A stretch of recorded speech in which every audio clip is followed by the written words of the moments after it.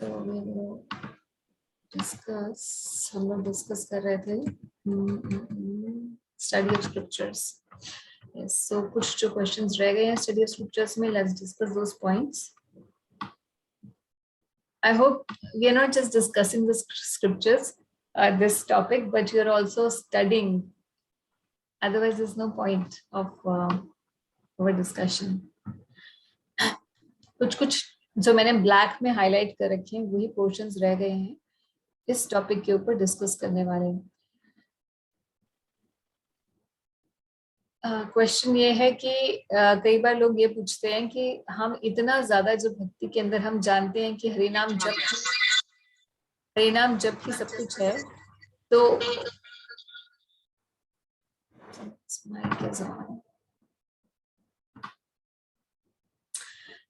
तो फिर हम इतना ज्यादा स्ट्रेस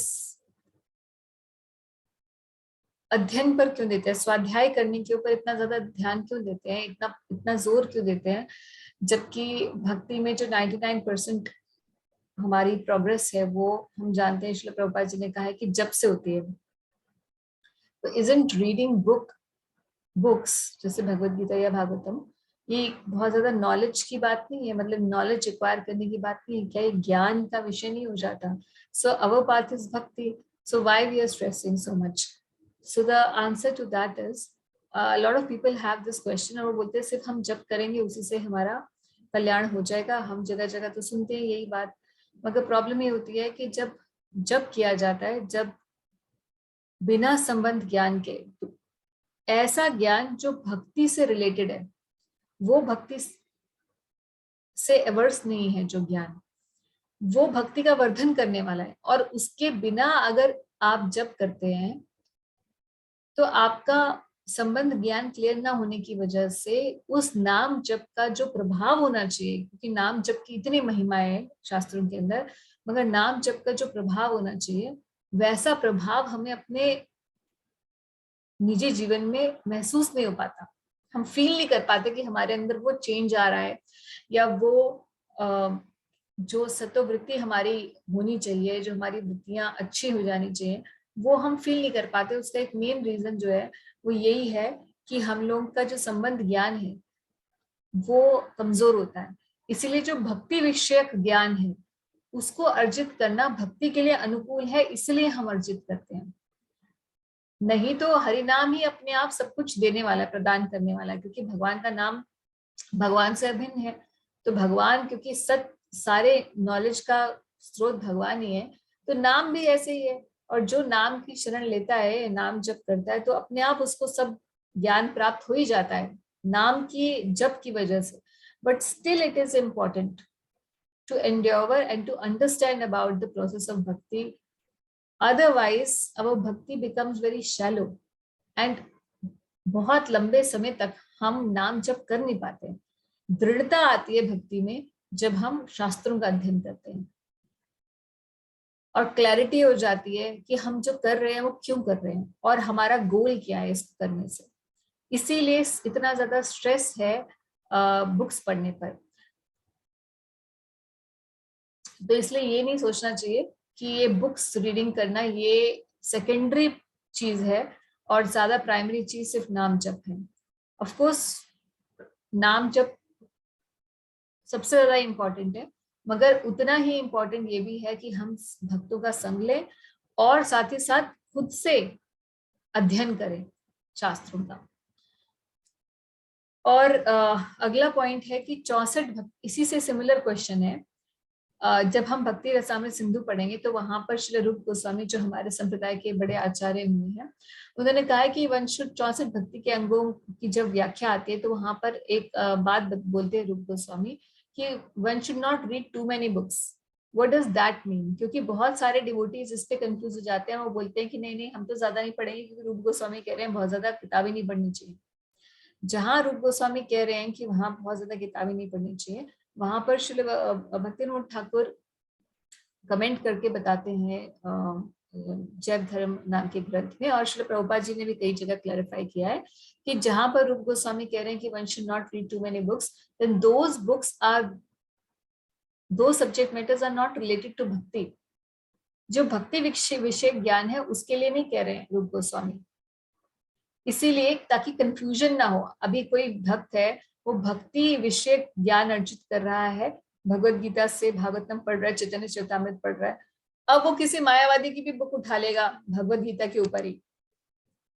और मैं आपको एक एग्जांपल देती हूँ, मेरे इसी लैपटॉप के अंदर ही कोई 6-7 वर्जन्स हैं भगवत गीता के। ऑफ कोर्स इस्कॉन की भगवत गीता मैं पढ़ती हूँ और उसी से ही हम लोग पढ़ाते भी हैं, मगर जस्ट फॉर कंपेरेटिव्स मैं अभी खोल के दिखा सकती हूँ बहुत सारी भगवत गीता, जिसमें जो फर्स्ट चैप्टर है उसके अंदर इतना तोड़ मड़ोड़ है, इतना ज्यादा कि आपको जो एक्चुअल भगवत गीता है वो तो कहीं लॉस्ट ही हो जाती है।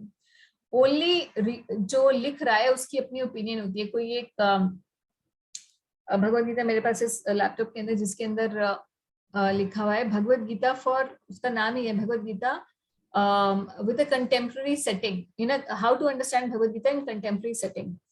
तो किसी मायावादी जी ने लिखी हुई है, कोई अच्छे स्कॉलर व्यक्ति हैं, और उसमें फर्स्ट चैप्टर के अंदर बड़ी अच्छी अच्छी बातें, सारी मॉरलिस्टिक बातें कि कैसे अर्जुन जो है he standing up for himself.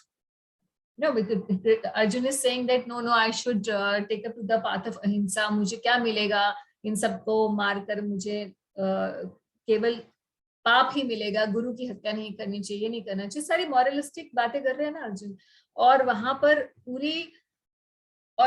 पूरे समय अर्जुन जब ये कह रहे हैं, प्रस्ताव दे रहे हैं, तो कृष्ण उनको कह रहे हैं नहीं नहीं आपको युद्ध करना चाहिए क्योंकि क्षत्रिय का यही धर्म है। तो उधर से वो ये पॉइंट निकाल के लेकर आ रहे हैं कि Bhagavad Gita teaches one to stand up for himself. तो अब ये तो एक नॉर्मल सी चीज है, everybody should stand up for themselves, this is a common sense, है ना, मगर इसका स्पिरिचुअलिटी से क्या रिलेशनशिप है? तो जब हम ऐसे वर्जन्स पढ़ने लग जाते हैं भगवत गीता के, तो फिर हम इतने घूम जाते हैं कि हमें गीता पढ़ के भी हमारे अंदर कुछ चेंज नहीं आता आध्यात्मिक। इसीलिए रूप गोस्वामी कह रहे हैं कि one should not read too many books. कहने को कोई बोलेगा मैंने तो भगवत गीता ही पढ़ी है, मगर उस गीता के अंदर पढ़ के क्या किया है, there's no utility of such reading. That is why we should not read too many books. And as far as the spiritual books are concerned, we should of course read in parampara, जो परंपरा की commentaries हैं। और हमारे यहाँ तो बहुत ही आसान है, मतलब इस्कॉन के अंदर तो इतनी सारी किताबें, प्रभुपाद जी ने 150 से ऊपर किताबें लिखी हुई हैं, मतलब पढ़ते पढ़ते आपकी जिंदगी निकल जाएगी और ये किताबें खत्म नहीं होंगी, क्योंकि एक बार में तो किताब पूरी समझ में ही नहीं आती है, आपको कई रीडिंग्स देनी पड़ती हैं, तब जाके आपको भगवत गीता, भागवतम, चैतन्य चरितामृत समझ में आती है। एक रीडिंग से किसी को भी ये किताबें समझ में नहीं आने वाली। और जब समझ आ जाती है उसके बाद जब आप भक्त बन जाते हैं और आप फिर से पढ़ते हैं, तो उन्हीं किताबों से अलग अलग रियलाइजेशंस आती हैं। हर भक्त अपने लेवल पर उस चीज को समझ पाता है। उसी 2 लाइनों का मीनिंग एक नए भक्त के लिए अलग होता है, उन्हीं 2 लाइनों का मीनिंग एक पुराने, मतलब एक जो परिपक्व हो चुका है भक्त, उसके लिए अलग होता है, उसी से अलग मैसेज आता है जैसे जैसे भक्ति में उन्नति होती है।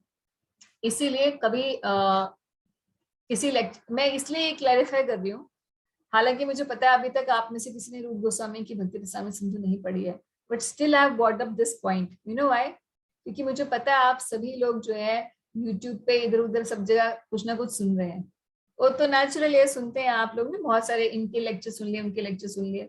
अब जब वो लेक्चर दे रहा होता है, उसे नहीं पता कि वो किस ऑडियंस को बोल रहा है। हो सकता है कि जो लेक्चर दे रहा है उसके सामने जो 4 लोग बैठे हैं या जिस क्लास को वो एड्रेस कर रहा है वो ऑलरेडी डिवोटीज हैं, वो तो ऑलरेडी जानते हैं कि 64 भक्ति के अंग क्या है, मगर आप एज अ लिसनर सिर्फ उस वीडियो को चलाकर सुन रहे हैं। अब आप कंफ्यूज हो जाएंगे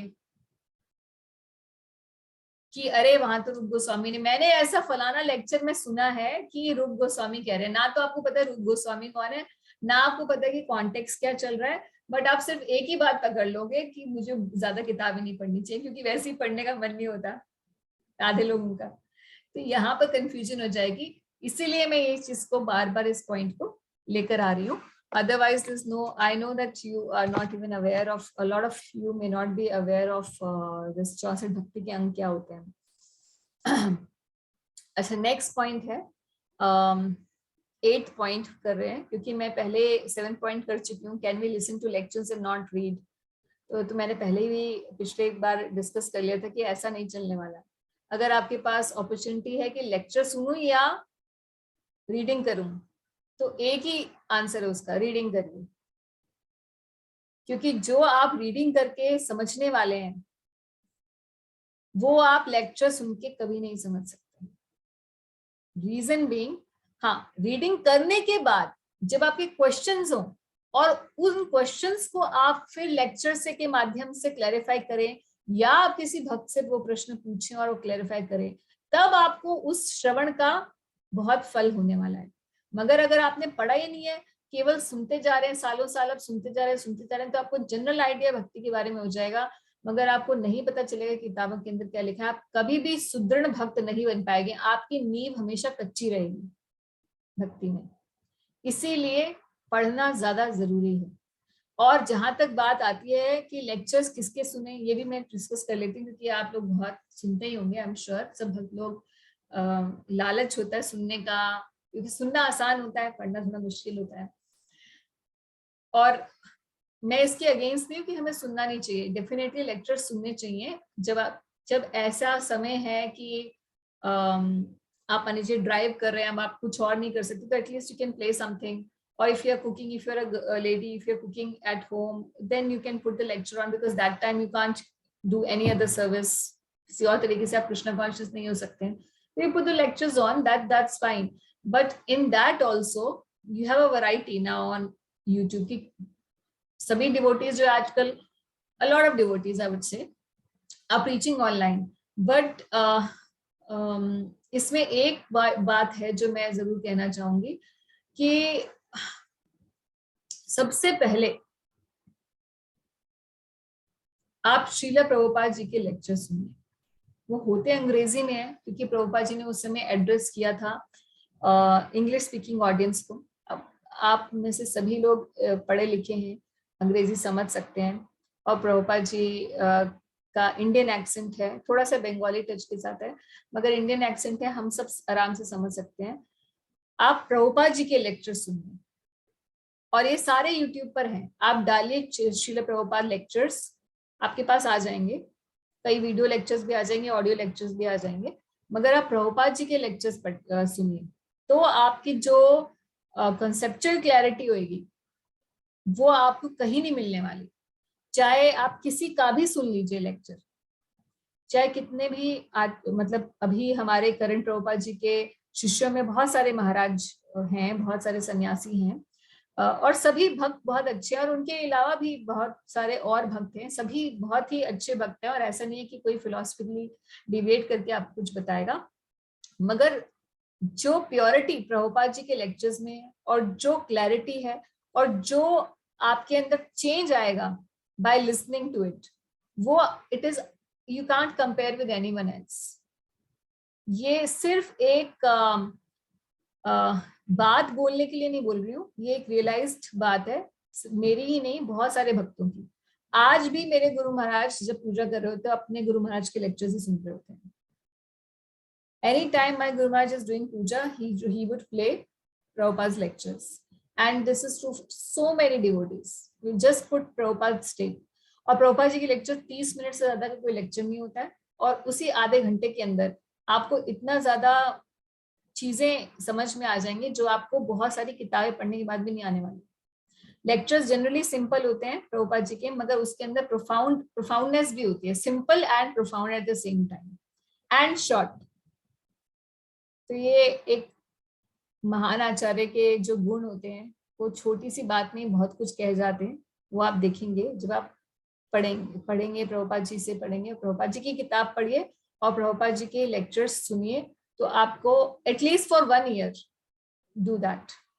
मेरा पर्सनल एक्सपीरियंस ये है कि जब मैंने भक्ति शुरू की थी, मैं सिर्फ प्रभुपाद जी के लेक्चर सुनती थी और कोई भी लेक्चर नहीं सुनती थी, क्योंकि उस समय ये यूट्यूब तो होता नहीं था, और एक ज्यूक बॉक्स होता था छोटा सा, हम लोग उसमें कान में लगा के सुनते थे, और इतने लेक्चर्स मिलते भी नहीं थे, किसी की रिकॉर्डिंग नहीं होती थी, रिकॉर्डर्स होते नहीं थे उस समय। बाद में जाकर ये रिकॉर्डिंग्स होने लगी, 10 साल पहले ही करीबन ये सब शुरू हुआ, तब रिकॉर्डिंग्स होने लगी, यूट्यूब पर आने लगा, और गूगल पर, फिर इस्कॉन डिजायर ट्री पर एक सबसे पहले वो एक ऑडियो लाइब्रेरी बनी थी। तो उससे पहले इतना होता ही नहीं था, हम लोग प्रत्यक्ष ही सुनते थे, और इसके अलावा, प्रत्यक्ष के अलावा जो ऑप्शंस होते थे वो सिर्फ प्रभुपाद जी के ही होते थे, मोस्टली। मगर उसमें भी मैं ये कहूंगी कि मैं से केवल सुनती थी प्रभुपाद जी का, उसी से ही इतने सारे श्लोक मुझे रट गए, केवल प्रभुपाद जी के लेक्चर सुन के। क्योंकि प्रभुपाद जब लेक्चर देते हैं तो बहुत सारे श्लोक बोलते हैं लेक्चर्स के अंदर, उस लेक्चर को सुन के आपको श्लोक याद हो जाएंगे, जो आप रट रट के भी याद नहीं होंगे आपको। तो definitely in terms of lectures, please do listen to Prabhupada lectures, don't just listen to anyone कि हाँ ये बड़े फेमस हैं, ये तो यूट्यूब पे छाए हुए हैं इसलिए इनका सुनना है। वे जिसका सुनना है उसने भी वहीं से ही ज्ञान प्राप्त किया हुआ है, इसीलिए stick to Prabhupada. Okay, point number 8 पे आ रही हूँ मैं। I don't enjoy reading books. लोगों का ये भी होता है कि मुझे रीडिंग करना बिल्कुल पसंद नहीं है, और आई डोंट नो पूनम आई हुई है कि नहीं आई हुई, पिछली बार बोल रही थी कि मुझे तो नींद आ जाती है। Poonam there, I don't know, या पूनम इज देयर। सो मैं हूँ, हरे कृष्णा। हरे कृष्णा।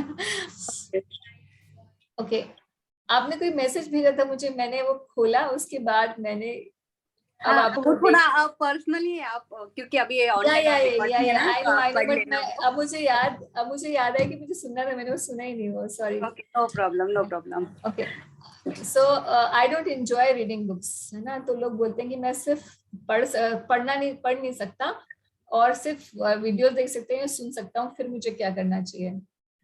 तो पहली बात तो नियम बना लेना चाहिए ऐसे केस में, जो भी भक्ति की, एक सिर्फ रीडिंग ही नहीं, भक्ति की कोई भी चीज अगर ऐसी है, कोई भी नियम जो असेंशियल है, मगर आपको मन नहीं करता वो करने का, ऐसा नहीं है कि आप कर नहीं सकते। भाई कुछ तो ऐसे लोग होंगे जो बुजुर्ग होंगे बहुत, और वो पढ़ ही नहीं सकते, क्योंकि एक एज के बाद पढ़ना मुश्किल हो जाता है ना, सब लोग नहीं उतना वो कर पाते। तो इन दैट केस आप केवल श्रवण कर सकते हैं। मगर अगर आप उस स्थिति में नहीं है कि आप बुजुर्ग हो चुके हैं, उस वाले लेवल पे नहीं है, बस आपका मन ही नहीं करता है, तो या केवल रीडिंग ही नहीं, भक्ति की किसी भी और नियम में भी अगर ऐसा है, तो आपको उसका एक ही तोड़ है, और तोड़ ये है कि उसका नियम बना लो कि इतना तो करना ही है। और जब आप उसकी रेगुलरिटी और नियम बना लोगे तो वो आपसे हो जाएगा। अगर आपने ये सोचा कि मुझसे नहीं होगा यार, ये तो मन नहीं करता, चलो मैं यही कर लेता हूँ, ऑल्टरनेटिव्स जहां आपने ढूंढ लिए, पूरी जिंदगी आप नहीं पढ़ पाओगे किताब, और कभी फिक्स नहीं हो पाओगे भक्ति में। इसीलिए whether you enjoy it or you don't enjoy it, start reading books. Once you start reading, you will start enjoying also. That is the answer. Okay, 9th point पे आ रहे हैं। Are there any books which I should specifically refrain from reading? क्या ऐसी भी कोई किताबें हैं शास्त्रों के अंदर जो मुझे बिल्कुल नहीं पढ़नी चाहिए? इसका क्या आंसर है? Anyone? डिफरेंट करना चाहिए मैडम। हरे कृष्णा। हाँ जी, जो बुक्स मतलब भगवान से दूर ले जाते हैं उससे रिफ्रेन करना चाहिए हम लोग। हाँ, तो शास्त्रों नहीं, वो तो मतलब ये तो बाहर का लिटरेचर हो गया ना, मतलब हम नॉवल वगैरह की बात नहीं कर रहे, मगर न्यूज़पेपर, नॉवेल्स, ये सब तो सब कचड़ा ही है। मगर ये मान लीजिए कोई ग्रंथों की बात कर रहे हैं, मायावादी बुक्स माता जी, मायावादी बुक्स, अद्वैत। हाँ, so that is one thing कि अगर किसी ने कमेंट्री दे रखी है इवन भागवतम या भगवद गीता के ऊपर भी, मगर वो व्यक्ति भक्त नहीं है, पहली बात तो ये है कि उसका बिल्कुल भी नहीं पढ़ना है, क्योंकि उसका मैंने आपको जैसे एग्जांपल दिया अभी भगवद गीता का, वो कुछ और का कुछ और ही मीनिंग निकाल के आपको प्रेजेंट कर देगा। ये तो एक मंडेन मीनिंग था, इसके अलावा फिलोसफिकल डेविएशंस भी बहुत ज्यादा होते हैं उन लोगों के अंदर। और तामसिक पुराण भी नहीं पढ़नी चाहिए। शायद मैंने भी यह कई कई पढ़ा था कि गरुड़ पुराण में ऐसा उल्लेख है कि तामसिक पुराण भी भक्त को नहीं पढ़ना चाहिए। तो ये भी है पॉइंट कि तामसिक पुराण नहीं पढ़ने, यानी कि कौन कौन से तामसिक पुराण थे, जैसे Linga Purana is also one of the tamasic Purana, and there are 6 Puranas out of the 18 which are tamasic, among which is also Shiva Purana. और फिर कई बार लोग सोचते हैं कि वो कथा भी आ रही होती है, चैनल्स के ऊपर आ रहे होते हैं, जो कि आजकल YouTube पे उसका आई डोंट नो, एक सीरियल्स भी बने हुए ना, शिव पुराण, है ना, ऐसा है क्या? आई don't no, somebody was telling me। हाँ, तो यस माता जी, यस। हाँ, तो उसको भी देखते हैं, सोचते हैं बड़ी भक्ति कर रहे हैं। हमने तो वो देखा, हम तो सिर्फ यही सीरियल्स देखते हैं, मगर उससे तो अच्छा आप सास बहू की लड़ाई देख लो टीवी के ऊपर, क्योंकि आपकी जो स्पिरिचुअल नॉलेज है पूरी, आपको समझ में ही नहीं आएगा कि किसको भजूं किसको पूजूं, सब कंफ्यूजन हो जाएगा। तो इसीलिए जो भी शास्त्र भक्ति से परिपूर्ण नहीं है, और जहाँ पे भी क्लैरिटी नहीं है कृष्ण भक्ति भगवान कौन है, यहाँ पे ही क्लैरिटी मिसिंग हो जा रही है। क्योंकि व्यासदेव, देखिए हम जो अभी भागवत पढ़ रहे हैं, उसमें 4थे और 5वें अध्याय में प्रसंग यही चल रहा है कि नारद मुनि बता रहे हैं आपने गड़बड़ी ये कर दी है कि आपने सब कुछ मिला के दे दिया है व्यासदेव जी, इसीलिए तो लोग कंफ्यूज हैं, और इसीलिए वो उनको जब पता ही नहीं कि भगवान कौन है, पथ क्या लेना है, तो धर्म अर्थ काम मोक्ष में फंसे हुए हैं। तो इसलिए ऐसे वाले वैदिक टेक्स्ट को मत पढ़िए जो कि आपको धर्म अर्थ काम मोक्ष पे ही लगा के रखे।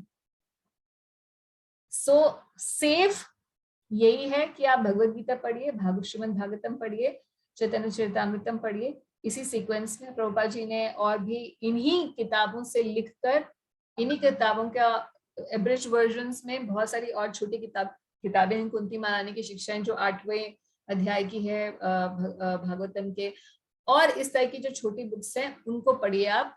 इसी में ही आपको पहले एक बार पूरी अच्छे से क्लैरिटी हो जाएगी, तो उसके अलावा जब आपको कुछ और पढ़ना होगा, तो हमारे आचार्यों की बहुत सारी बुक्स हैं जहां पर आपको भक्ति में ही और आगे कैसे बढ़ना है वो सब आपका पथ क्लियर होता चला जाएगा।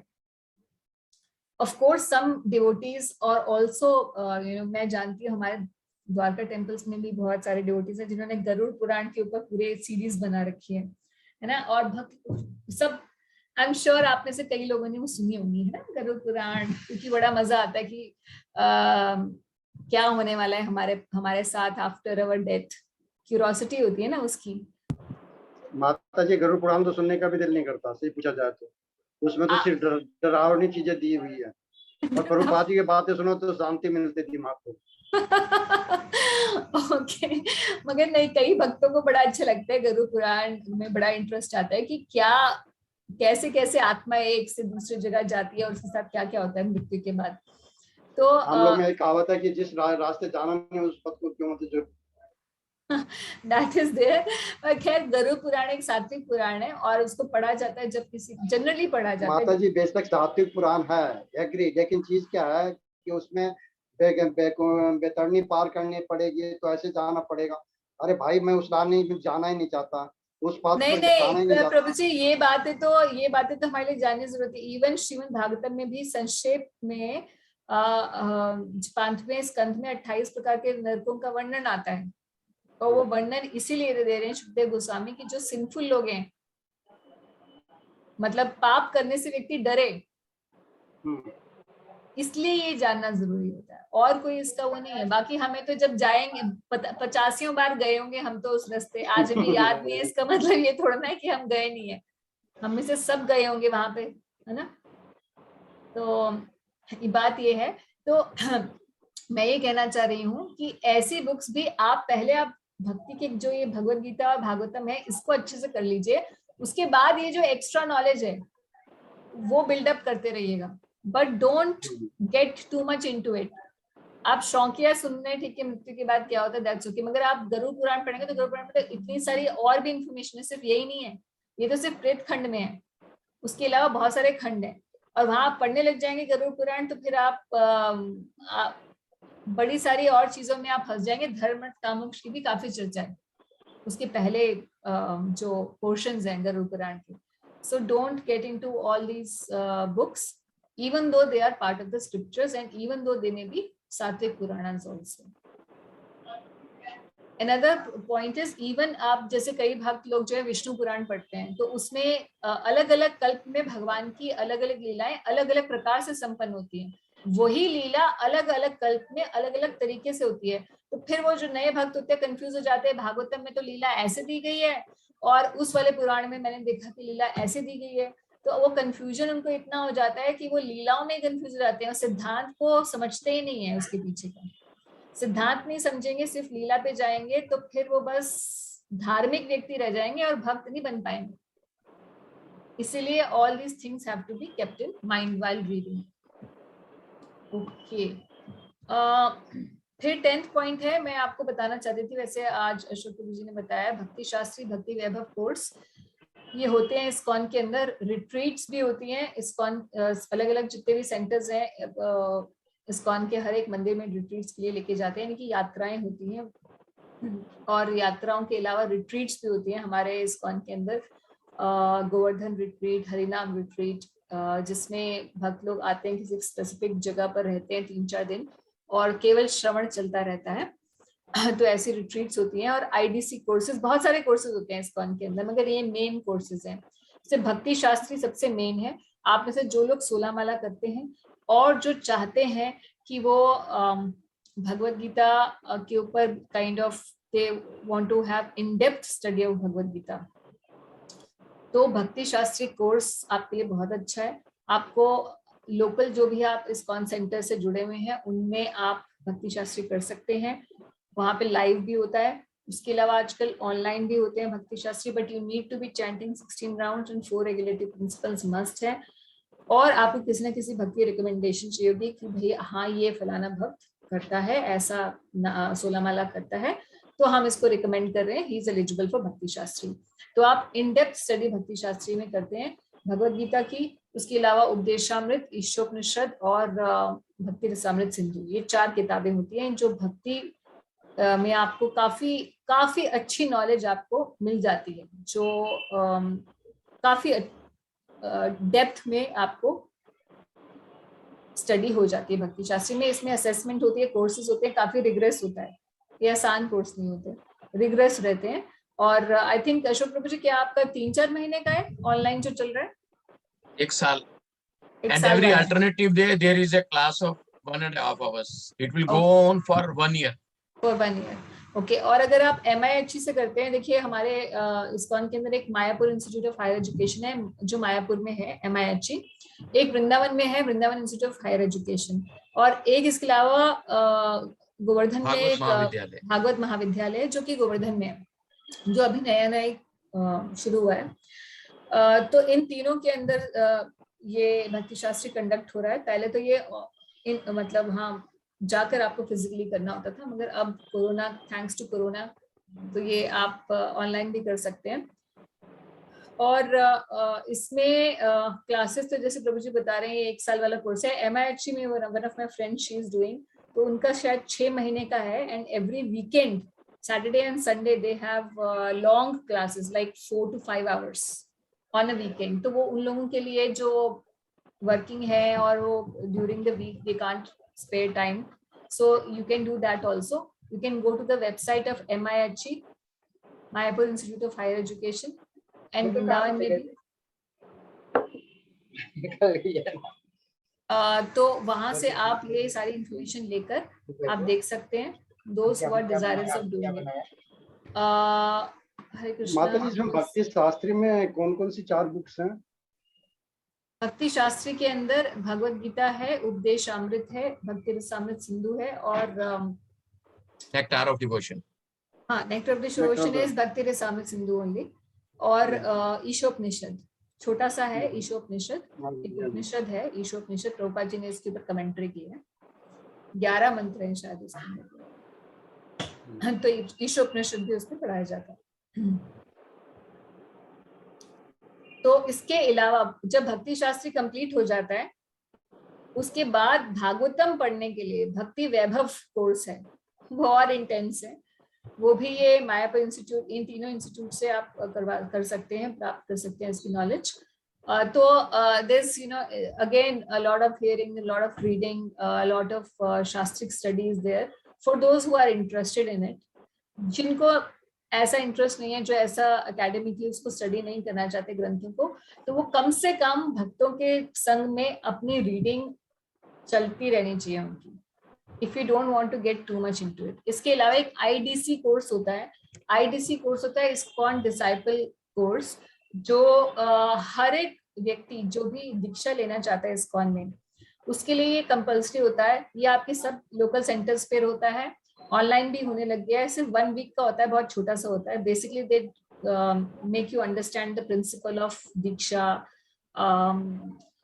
what is how you should choose the spiritual master, how what should be your behavior towards the spiritual master, कैसा रिलेशनशिप होता है गुरु शिष्य का, इत्यादि, ये सब चीजें उसके अंदर होती हैं।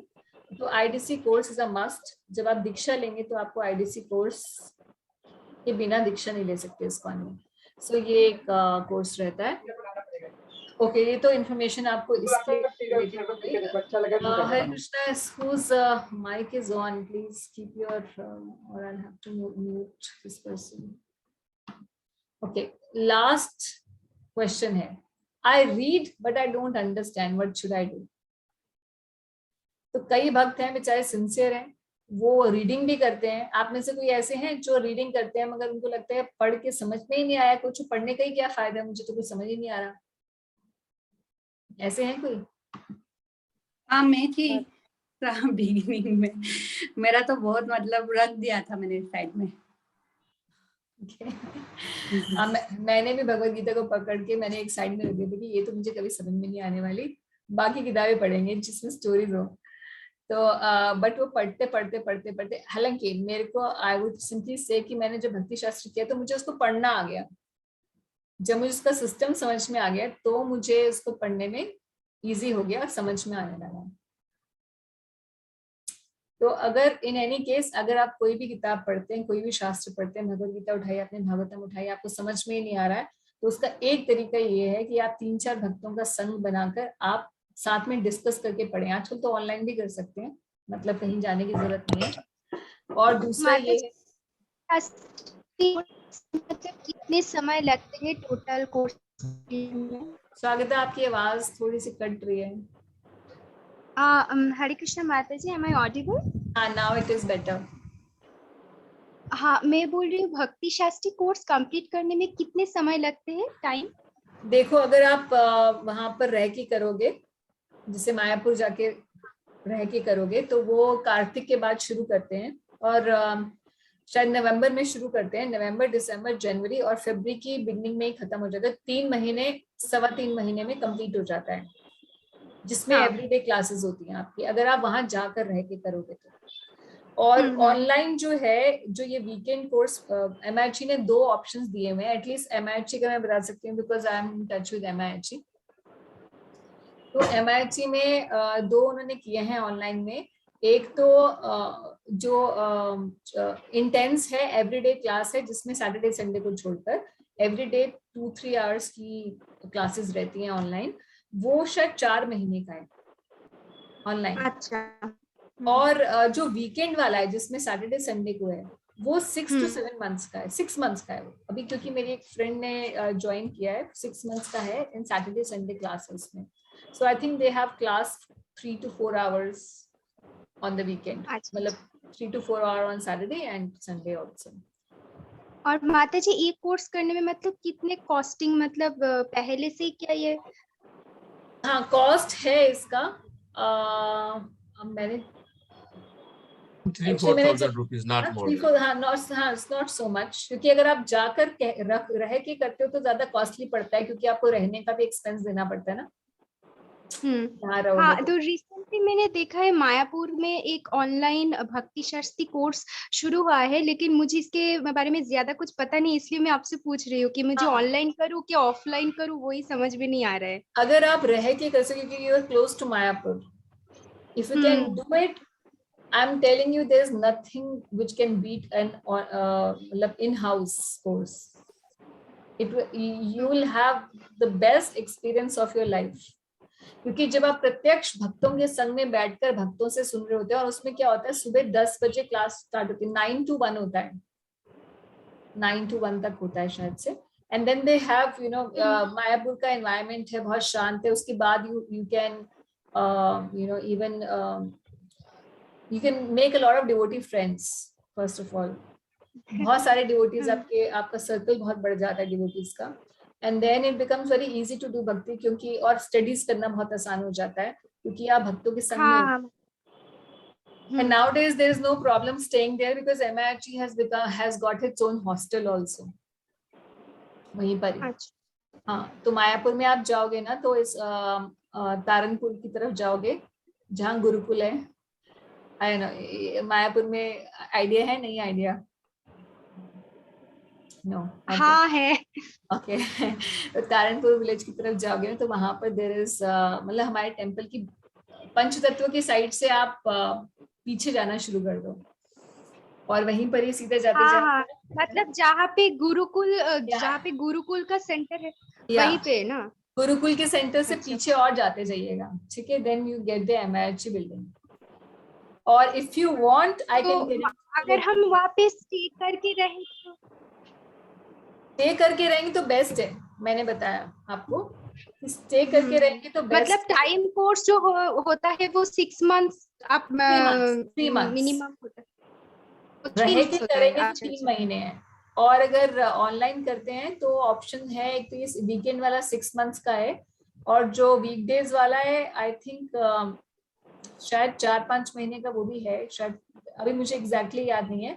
आप MIRG की साइट पे जाओ. अगर if you are not able to connect with people in MIRG, I can मतलब I am in touch with MIRG, so I can get you the number.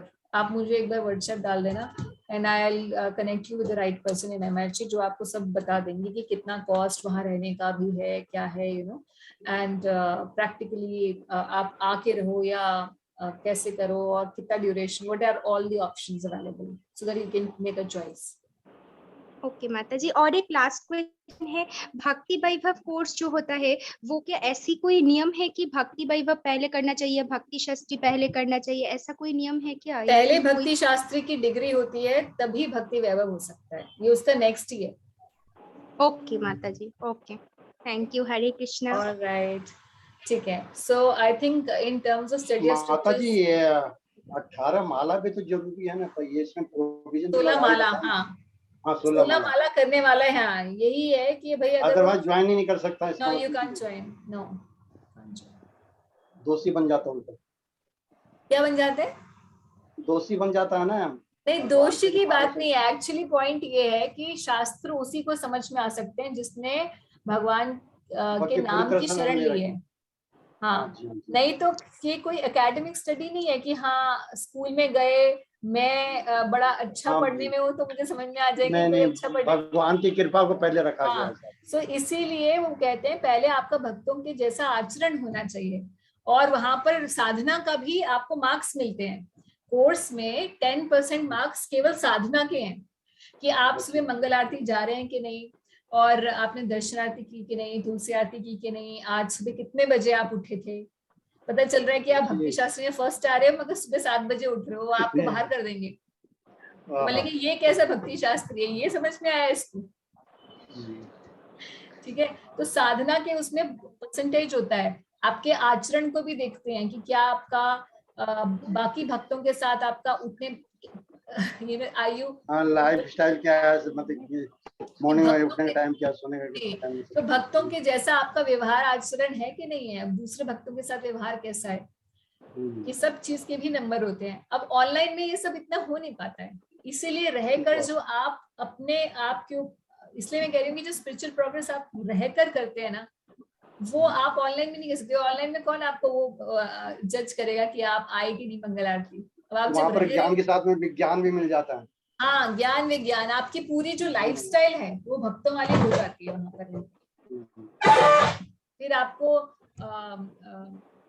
ऐसा नहीं कि सिर्फ, नहीं तो किताब क्या है, सर गधे के ऊपर भार डाल दो किताबों का, 50 किताबें रख दो, और हमने भी पढ़ ली 50 किताबें, मगर फिर फर्क क्या है ना? फर्क तो विवेक का है अपना, कि भगवान फर्क की ये है कि भगवान क्या का हम में जुड़ के कर रहे हैं हम विनम्रता आ रही है कि नहीं, क्या हमने पढ़ने के बाद भक्ति है, विनम्रता है, सद्गुण आ रहे हैं कि नहीं, ठीक बात बात है। ये। हाँ जी, हाँ जी। So, किसी के कोई प्रश्न है क्या? I think I have Tanisha Giri. It's my dream to do Bhakti Shastri offline at Mayapur. Oh, it was my dream also. Keep dreaming, because मैंने वहाँ जाके किया था. So you know, I switched between 2 jobs, and in between that 3 months I went there and did. So it was my dream also, and it was just amazing. Arundhati ji, would they even me sometimes? Okay, all right. No, I will not do anything online, on site only. I will try for that only. Okay, all right, that's wonderful. ठीक है, वैसे आजकल गोवर्धन में भी जो विद्यापीठ है ना, if you can't go to Mayapur, then ये वृंदावन में भी आपको अवेलेबल है, यही सर्विस आपको वृंदावन में भी अवेलेबल है. और इसके अलावा गोवर्धन में Whichever place doesn't matter, but with the association. Yeah, association, yes. Where do you stay? I think you are in Pune or somewhere, na Arundhati ji? Nashik. तो नासिक में भी मंदिर में आप पूछेगा, क्योंकि वहां पे भी आजकल तो हर टेम्पल में करवाने लग गए हैं. नहीं, लेकिन मैं नासिक में नहीं, मैं बाहर ही करूंगी. ठीक है. All right, so I think all the questions about study of scriptures are done, and it's clear to everyone what should be done, how should we study, etc. etc. कोई क्वेश्चन रह गए हैं तो इसको फिनिश करेंगे. Next time से हम लोग इस वाले सेक्शन के अंदर हम लोग अपने आचार्यों के बारे में जानना शुरू करेंगे. तो every week I will be taking up one of the acharyas, so that you know about the guru parampara. Okay माता जी, रिट्रीट्स क्या है इसमें अपने स्कूल में? रिट्रीट्स प्रभु जी, हमारे जैसे द्वारका टेम्पल से भी रिट्रीट्स जाते रहते हैं. रिट्रीट का मतलब होता है 2-3 दिन के लिए हम चले गए, सब कुछ छोड़ छाड़ के. अच्छा जी. हाँ, और सारे दिन श्रवण कीर्तन रहता है, भक्त लोग साथ में रहते हैं. हाँ जी. वृंदावन वगैरह का प्रोग्राम जैसे बनता है लाइक. हाँ, मगर सिर्फ ये दर्शन स्थली जाने के लिए नहीं, मतलब ऐसा तो होता है वृंदावन वगैरह का प्रोग्राम बनता है, जाके दर्शन करा देते हैं, थोड़ा बहुत कथा होती है, मगर जनरली जो रिट्रीट्स होते हैं उसमें हम हमारा फोकस ज्यादा दर्शन लीला स्थलियों के दर्शन पर ज्यादा नहीं होता, फोकस ज्यादा हियरिंग पर होता है कि हम श्रवण करें. एक तरह का शिविर हो जाता है अपना, शिविर ही मान लीजिए. हाँ, भक्तों के साथ एक तरीके का शिविर हो जाता है, तो ये बड़ा अच्छा हो जाता है. उसमें भी बड़ी अच्छी चीजें समझ, सुबह अपने आप जल्दी उठना सीख जाते हैं, भक्तों की तरह व्यवहार करना सीख जाते हैं. तो ऐसे ही जो 2-3 दिन वाले जो भी आपके आसपास टेम्पल्स में जहां भी आप लोग रहते हो, जिन भी सेंटर्स में, अपने नियरेस्ट सेंटर से टच में रहिए, और तब आप जब जाएंगे वो एक अलग एक्सपीरियंस आपको, क्योंकि एक ऑनलाइन में एक बाधा ये है कि आप कई चीजें नहीं सीख पाते प्रैक्टिकल, जो आप भक्तों के संग में बैठकर ही सीख सकते हो. है ना? तो वो वहां पर आपको एक और अलग डिवोशनल ट्रेनिंग मिलती है. It's very essential to go to the temple. मंदिर जरूर जाएं, जहां भी आपका नियरेस्ट सेंटर है वहां जाएं. वहां पर आपको एक अलग, ये जो हम पढ़ रहे हैं उसका प्रैक्टिकल वही है. ठीक बात. ओके, सो